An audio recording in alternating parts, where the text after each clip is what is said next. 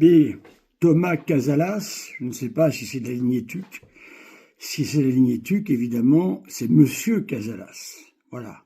Car, contrairement à la démonstration que j'ai faite, et je ne suis pas le seul à l'avoir fait, la démonstration, évidemment, que les ordinations Tuc sont invalides, pour le moment, personne ne m'a repris sur ma démonstration concernant les ordinations catholiques, selon le rituel de Paul VI. Ça serait intéressant, mais comme je n'ai aucun prêtre qui ose venir débattre, je me demande que faire.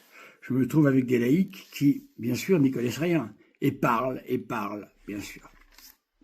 Alors, cet abbé Casalas, dans une homélie, un sermon, pardon, reprenant la fondation de son institut maudit, l'IMBC, sur lequel j'aurai l'occasion de revenir, il nous explique qu'ils étaient quatre prêtres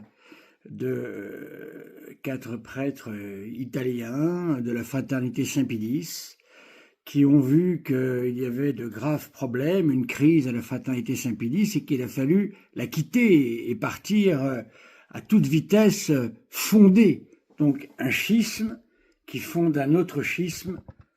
Cela commence par devenir un cancer, des cellules qui commencent à se multiplier de manière anarchique, et on finit par ne même plus savoir à qui on est relié. La preuve, dès qu'on parle d'un prêtre sédévacantiste, on demande est-ce qu'il est de Tuc ou est-ce qu'il est de la fraternité Saint-Pilice. Voilà, parce qu'on sait très bien que Tuc, ça ne vaut rien, c'est du toc. Je l'ai démontré, et c'est pas moi qui le démontre. Je fais appel aux abbés que vous aimez tant, et qui eux-mêmes, l'abbé Barbara, enfin pas l'abbé, plutôt le révérend père Barbara, et l'abbé Secada, voilà, qui démontre l'invalidité de ce rite, l'invalidité de ces ordinations plutôt, excusez-moi. Alors, le monsieur Casalas, je crois que c'est monsieur Casalas, donc, nous explique qu'il était évidemment indispensable de faire un schisme. Bien sûr, un seul schisme ne suffisait pas, un second schisme est arrivé. Et là-dessus, il nous explique que Vatican II a tout changé, bien sûr, tout changé. Alors il nous dit la messe, la nouvelle messe, déjà je me porte en faux, ce n'est pas la nouvelle messe, c'est le nouveau rite. Rien à voir. Le nouveau rite de Paul VI, effectivement, c'est un nouveau rite, comme il y a eu un nouveau rite de Saint Pie V. Voilà, comme il y a eu de nombreuses réformes dans le rite de Saint Pie V. Voilà. Ensuite, il nous dit le nouveau code de droit canon. Mais, cher monsieur Casalas, le nouveau code de droit canon est sorti en 1988, je crois. Je l'ai sous les yeux, là, voilà. Le nouveau code de droit canon. Voilà, le premier était de 1917. Voilà, et le second, avec l'édition de 2007, ici révisée, je crois que la première édition devait être de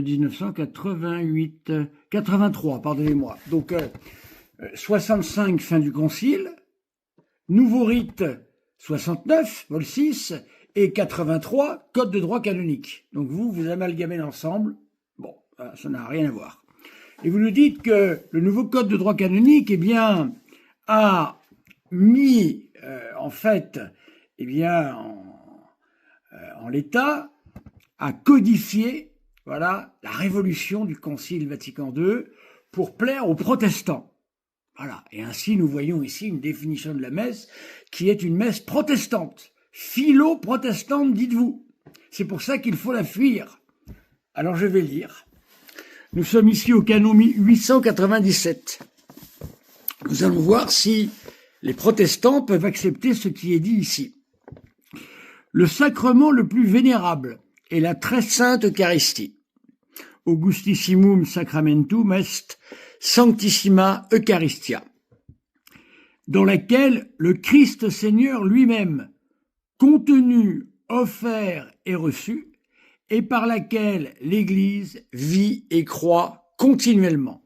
Déjà ici, les protestants s'arrêtent, puisque pour eux, il n'y a qu'un seul sacrifice, pour nous aussi d'ailleurs, puisque la messe n'est que le renouvellement de l'unique sacrifice, pour que l'on puisse, par cette réitération, que l'on puisse profiter, eh bien, des grâces de la rédemption à toute époque.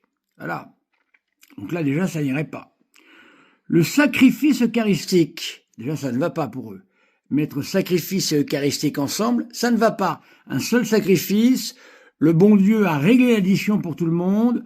Je reprends la phrase de Luther à un de ses disciples qui était un peu perturbé par sa conscience, va faire un bon gros péché pour tromper le diable. Dixit, la vie de Luther. Le sacrifice eucharistique, mémorial de la mort et de la résurrection du Seigneur, dans lequel le sacrifice de la croix est perpétué au long des siècles, est le sommet et la source de tout le culte et de toute la vie chrétienne, par lequel est signifiée et réalisée l'unité du peuple de Dieu, et s'achève la construction du corps du Christ. En effet, les autres sacrements et toutes les œuvres d'apostolat de l'Église sont très étroitement liés à la très sainte Eucharistie et y sont ordonnés. Aucun protestant que je connaisse dans sa doctrine ne peut accepter ce qui est dit au canon 897. 898. Les fidèles auront en très grand honneur la très sainte Eucharistie, en participant activement à la célébration du très auguste sacrifice, en recevant le sacrement avec dévotion et fréquemment, et en lui rendant le culte éminent d'adoration. Voilà, ça, les protestants ne connaissent pas non plus. Les pasteurs d'âme instruiront soigneusement les fidèles de cette obligation, en mettant en valeur la doctrine sur ce sacrement. Voilà, mes amis, je ne vois pas comment cette définition de la très sainte Eucharistie peut correspondre d'une manière ou d'une autre avec les protestants. Alors, monsieur Thomas Casalas, pseudo-abbé de l'IMBC, je ne sais pas si vous êtes toujours vivant, peut-être que oui, eh bien, il faut répondre à cela. Parce que vous ne citez pas le code de droit canonique. Et même si vous êtes en désaccord avec lui, vous devez le citer pour le critiquer. Pourquoi ne le citez-vous pas? Peut-être que vous n'avez même pas été voir. Et ça, c'est peut-être le pire. Mais nous voyons ici que la définition de la Sainte Eucharistie du sacrifice eucharistique est absolument incompatible avec la doctrine protestante qui affirme que notre Seigneur a une fois pour toutes offert son sacrifice. Nous le disons aussi, ça.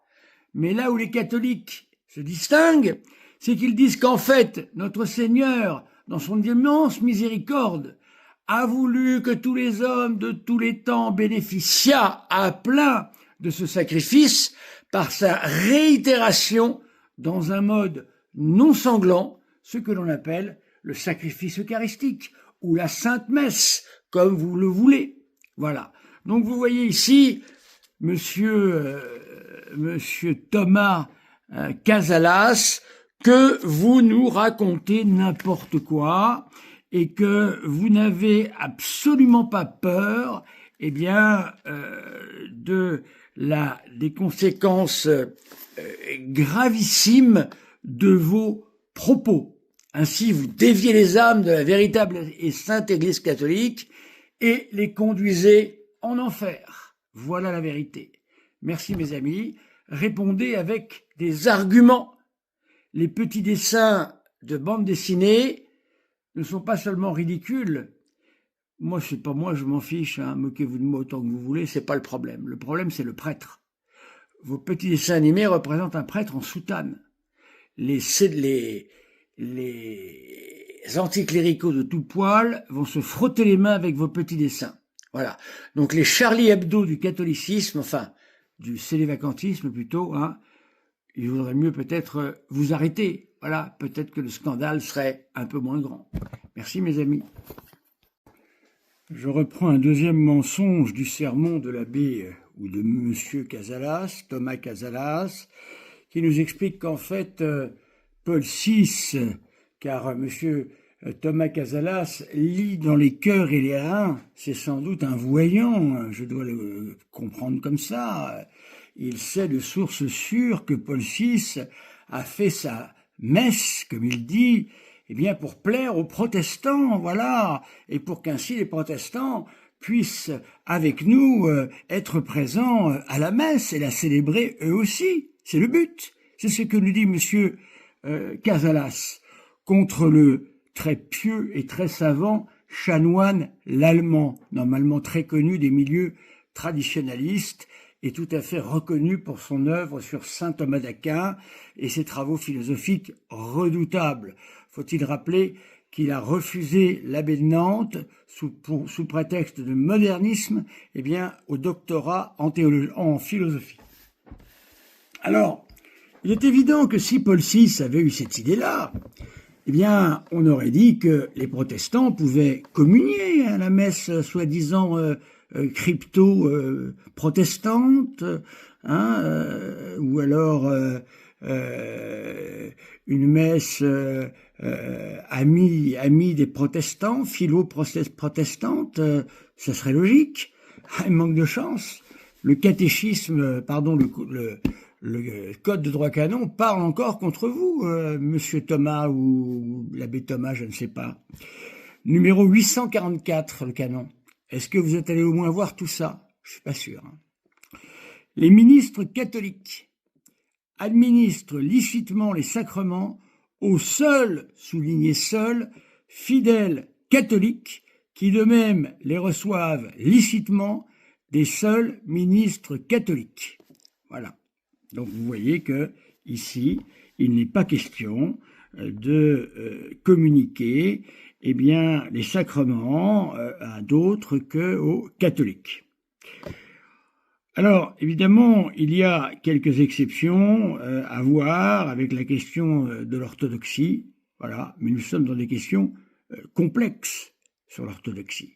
Voilà, ça ne va pas de soi aussi facilement que dans un sermon, bien sûr. Alors, il nous est donc expliqué que l'on ne peut pas, permettre à un protestant de recevoir la Sainte Eucharistie, pour la simple et bonne raison qu'il n'y croit pas. Donc il ne peut pas recevoir la Sainte Eucharistie, ne croyant pas en la transsubstantiation et ne croyant pas dans le fait que notre Seigneur Jésus-Christ est présent tout entier dans les oblats consacrés. Voilà. Les choses sont claires, je crois. Voilà. Seul un prêtre catholique peut donner à des fidèles catholiques le sacrement de l'Eucharistie en particulier. Voilà. Et certainement pas à un protestant. Alors, pour une messe qui soi-disant, un rite, excusez-moi, on se trompe vite, pour un rite qui soi-disant est philo-protestant, excusez-moi, mais c'est plutôt raté. C'est plutôt raté. Voilà, merci. Nous continuons avec la question de monsieur l'abbé, ou je ne sais pas, en tout cas avec des gros guillemets, l'abbé Thomas Casalas de l'Institut IMBC, voilà, qui nous dit dans son sermon sur la fête de Notre-Dame du Bon Conseil, la pauvre, qui est pris par ces gens-là, malheureusement, il nous explique donc que la messe nouvelle, qui n'existe pas, puisque je rappelle à monsieur l'abbé ou monsieur Casalas qu'il n'y a pas de messe nouvelle, il y a simplement un nouveau rite. C'est ça, avoir la bonne formulation catholique. Voilà. Il nous explique qu'en fait, Paul VI était philo-protestant, s'appuyant là-dessus sur une photo dans laquelle on voit les ministres protestants, effectivement, je crois qu'ils sont 7, présents au Concile Vatican II, sur 2500 pères conciliaires. Voilà. Et faut-il rappeler que ces 5 protestants sont là à titre d'observateurs. Ils regardent et ont l'obligation de se taire sous la peine d'être exclus de la holla conciliaire. Voilà. Donc vous voyez que entre ce que raconte ce brave monsieur et ce qui est la réalité, ça n'a rien à voir. Encore des mensonges, encore des profanations, encore des sacrilèges pour accuser l'Église, accuser le pape de faits gravissimes qu'il n'a jamais commis. Alors, s'il l'avait commis, nous n'aurions pas des textes comme celui que je vais vous lire dans le Concile Vatican II. Puisque faut-il rappeler que c'est Paul VI qui a mené à bien le Concile Vatican II. Il n'aurait certainement pas laissé passer de telles affirmations s'il avait voulu que les protestants puissent participer, eh bien, à la Sainte Messe. Alors, il faut dire que dans la catéchèse actuelle, c'est-à-dire qui heureusement progressivement s'améliore. Moi j'ai vu en 30 ans un catéchisme qui était vraiment lamentable s'améliorer progressivement jusqu'à devenir meilleur. Je ne veux pas nier qu'il y a eu une crise très grave dans l'Église, bien sûr, que j'ai appelée la crise des démolisseurs, qui, au nom d'un pseudo-concile, ont fait n'importe quoi. Voilà, et ça je le démontrais également, qu'il y a un faux concile Vatican II, qu'on appelle le métaconcile. Ce n'est pas sorti de ma tête, cela, vous imaginez bien. C'est une réalité avérée aujourd'hui. Des évêques me l'ont dit directement. Je ne donnerai pas les noms parce que c'est à eux de parler, mais c'est un fait. Voilà. Eh bien, certains clercs ont pu croire, effectivement, parmi les démolisseurs, ce que vous dites. Voilà, que les protestants, aujourd'hui, il n'y a plus de problème, mais pas du tout, pas du tout. L'œcuménisme est une question très difficile qui prendra énormément de temps et qui n'aboutira peut-être pas, nous ne savons pas. En tous les cas, vous êtes choqués par l'œcuménisme. Mais qu'est-ce que c'est que l'œcuménisme, en fin de compte? Nous sommes de la même famille. Comment? Par le baptême. Nous avons reçu un même baptême. Et donc, c'est comme dans les familles. Dans les familles, il y a parfois des disputes qui datent de longtemps. Eh bien, peut-être qu'au bout d'un certain temps, ça fait 4 siècles tout de même, 4 siècles que ça continue. Peut-être qu'il est temps d'utiliser un nouveau langage, mais pas une nouvelle doctrine, un nouveau langage, voir le problème autrement. Voilà. Qu'en est-il exactement de cette guerre terrible qui s'est ouverte entre nous, avec Luther, Calvin, Zwingli et bien d'autres, Hulse et d'autres. Voilà. Donc il faut essayer de comprendre, tout simplement. C'est tout ce qu'on dit. On dit rien d'autre que ça. Donc en fait, l'œcuménisme, c'est dans une famille se dire, on aimerait bien sortir quand même de ces disputes permanentes, on va essayer de revoir la question. C'est tout, c'est tout. Et ça, c'est pas bon, c'est pas normal, c'est pas justifié. Il faut rester dans la même situation en permanence. Vous pensez que ça plaît au bon Dieu? Je ne crois pas que ça plaise au bon Dieu que des baptisés puissent être ainsi tellement déchirés les uns les autres. Voilà. C'est tout. Si vous êtes contre ça, évidemment, vous êtes contre la paix au vrai sens du terme. Voilà. Faut consulter peut-être là. Alors, lisons. Donc, dans la catéchèse actuelle, certains clercs réduisent la Sainte Messe à la proclamation de la parole et au repas communautaire, hérésie protestante de Luther. Donc en fait, monsieur l'abbé, ou pseudo-abbé Thomas Casalas, prend, eh bien, les démolisseurs, les écoute et dit voilà le concile, voilà la catéchisme, voilà le code de droit canon. Et il raconte n'importe quoi. Car ces gens sont condamnés par leurs propos. Ils sont en dehors de l'Église. Comme vous d'ailleurs. Voilà, je continue. Assemblée du peuple pour la prédication et la scène. Voilà, ça c'est ce que croit Luther. Mais nous, on n'a jamais dit ça. On oublie l'enseignement de la tradition catholique, rappelé par le Concile de Trente en 10 décrets. Moi, j'ai fait une grande partie de mes études avec le Concile de Trente et avec Vatican II, les deux. Si Vatican II était ce que prétend cet abbé, mais les deux seraient incompatibles, j'aurais pas pu faire des études avec les deux conciles. Soyez logiques, mes amis. C'est comme l'huile et l'eau. Ça ne se mélange pas. Et si. Et le concile Vatican II qui déclare, je cite, écoutez bien, c'est dans la Constitution sur l'Église et sur la liturgie, numéro 3 sur l'Église, et sur la liturgie numéro 47. Car moi, par rapport à certains, je donne les numéros pour que vous puissiez aller voir directement et me contredire si vous n'êtes pas d'accord, évidemment. Moi, j'accepte toutes les objections, mes amis. Je n'ai peur d'aucune objection. Ce que je ne veux pas, ce sont les insultes. Ce que je ne veux pas, c'est me retrouver à être appelé monsieur, alors que je suis ordonné validement par l'archevêque. Voilà. Avec un rite qui date de saint Athanase et de saint Jérôme, qui a été utilisé par un vrai pape. Voilà. Donc je n'accepte pas ça.